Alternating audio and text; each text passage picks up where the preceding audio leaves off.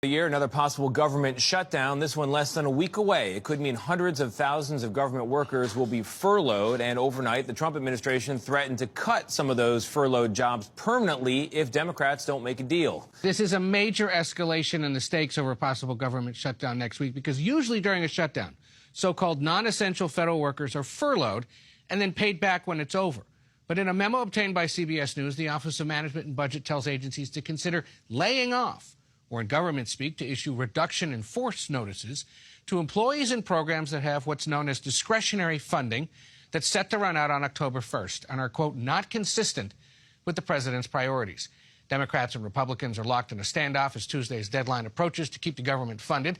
The battle's currently in the Senate, where 60 votes are needed to pass a temporary spending plan, so it requires some Democratic support. And in exchange for their votes, Democrats want concessions like rolling back this year's Medicaid cuts and extending health insurance tax credits. President Trump canceled the meeting with Democratic congressional leaders that was scheduled for today, calling their demands ridiculous. Last night, those same Democratic leaders responded to the threat of layoffs, calling them an act of intimidation and telling the administration to, quote, get lost.